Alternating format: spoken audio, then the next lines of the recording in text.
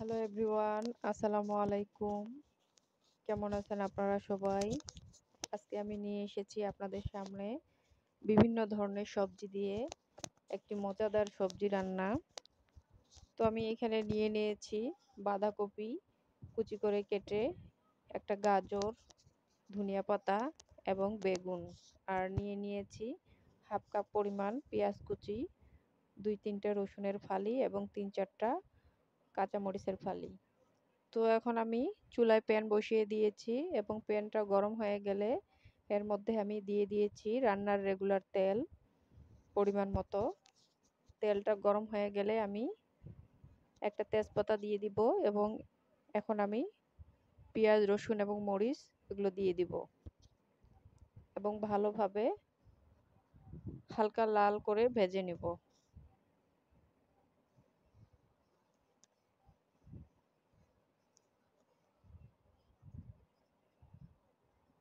তো পেঁয়াজটা আমার লাল হয়ে যাচ্ছে।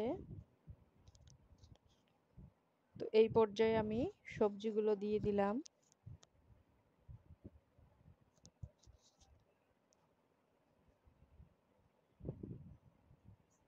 অনেক সবজি এখানে দেখাচ্ছে, আসলে এতগুলো সবজি না, এগুলো সব রান্না করার সময়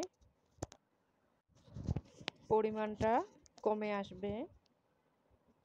যেহেতু বাঁধাকপি এমনিতে কাটলেই অনেক পরিমাণে দেখায়, তো আমি এখানে দিয়ে দিচ্ছি পরিমাণ মতো লবণ, দিয়ে দিচ্ছি হলুদের গুঁড়া এবং দিয়ে দিচ্ছি ধনিয়া ও জিরার গুঁড়া।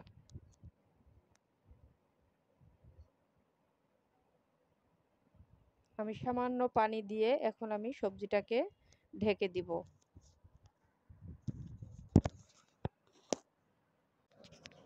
সবজিটাকে ঢেকে দিয়ে আমি কিছুক্ষণ জাল করে নিয়েছি। সবজির পরিমাণটা কমে গিয়েছে এবং পানিটা আমি শুকিয়ে নিব। ঢাকনা আমি খুলে দিয়েছি। এখন নেড়ে চেড়ে দিয়ে পানিটা শুকিয়ে নিব।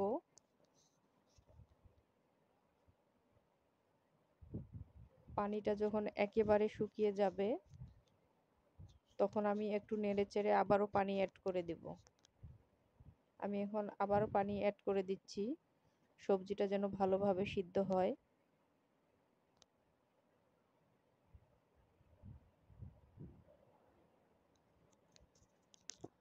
এবং আমি এখানে ভাজা জিরার গুঁড়া দিয়ে দিলাম, জিরা এবং ধনিয়ার গুঁড়া। এটা দিলে ফ্লেভারটা অনেক ভালো আসে। এই রান্নাটা অনেক সহজ, আপনারা সবাই জানেন। তবুও আমি আমার রেসিপিটা শেয়ার করলাম, আপনাদের কাছে কেমন লাগে। তো এখন আমি ঢাকনা দিয়ে ঢেকে দিব এবং পানিটা আমি শুকিয়ে নিব। নিয়ে আমি একটু ভেজে তারপরে চুলা থেকে নামিয়ে নিব। তো তৈরি হয়ে গেল আমার মজাদার সবজি। তো রেসিপিটি যদি ভালো লেগে থাকে তাহলে অবশ্যই লাইক, কমেন্ট, শেয়ার এবং সাবস্ক্রাইব করতে ভুলবেন না, ইউটিউব থেকে দেখে থাকলে এবং ফেসবুক পেজ থেকে দেখে থাকলে। তো সবাই ভালো থাকবেন, সুস্থ থাকবেন, আমার জন্য দোয়া করবেন। সবাইকে আসসালামু আলাইকুম এবং কমেন্টে জানাবেন কেমন হয়েছে সবজি রান্না।